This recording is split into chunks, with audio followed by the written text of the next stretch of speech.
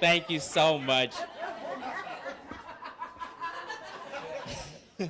My name is Eureka. Thank you. I still stay with my mom, okay? That's one thing about me. I still stay with my mom, and I don't know, she just won't move out. She just won't go. She won't go anywhere. And I'll be honest, guys, I don't like staying with my mom because my mom is one of those African Magic women. Do you guys know African Magic? African Magic is that channel that just plays Nigerian movies the whole day. And I'll be honest, I don't like Nigerian movies because I feel like Nigerian movies don't have enough mystery and suspense.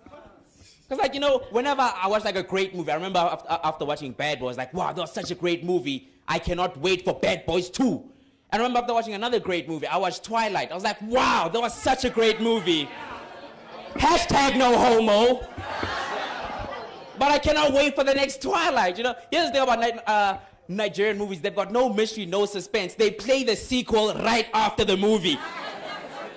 I was watching a great movie on African Magic. It was called Abduction.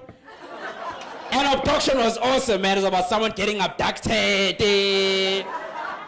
And right after Abduction, I was like, Abduction Part 2. Coming soon. Right after this, I was like, come on, I don't need more popcorn. And I'll be honest, guys, I don't really like, you know, like staying with my parents is cool, you know, right now, it's all right. But, you know, I did grow up poor. And it was rough because my parents never told me that we were poor. I had to, like, find out by myself.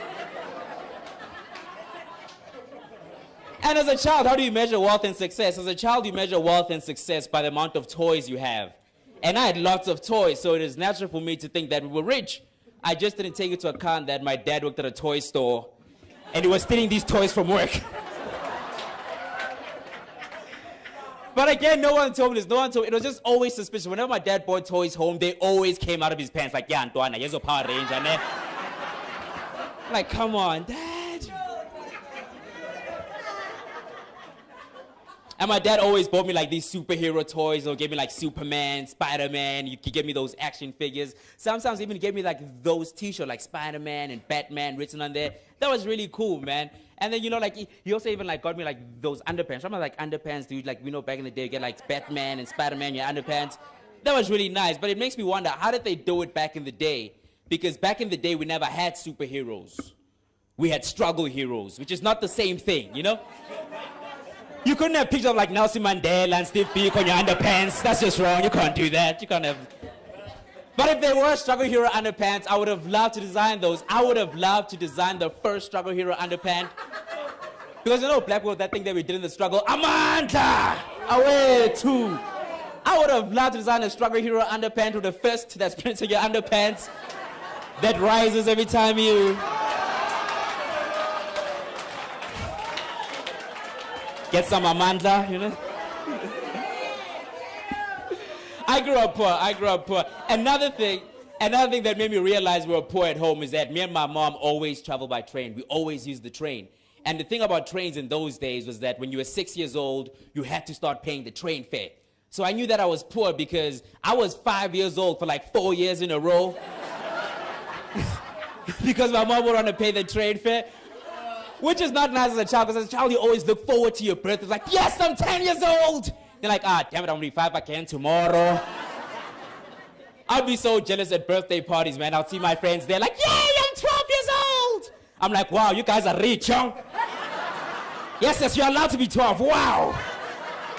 These kids get to grow and stuff. Wow. But my parents always tried their best with us. They always tried their best, man. They always disciplined us. But the person who disciplined us the most was my father. My father always disciplined us, you know, like every time. But he was never physical. He'd always like shout at us to voice out his frustration. But whenever my father shouted, he always like give you the statement that why he's shouting at you, and then follow with the statement that never made any sense.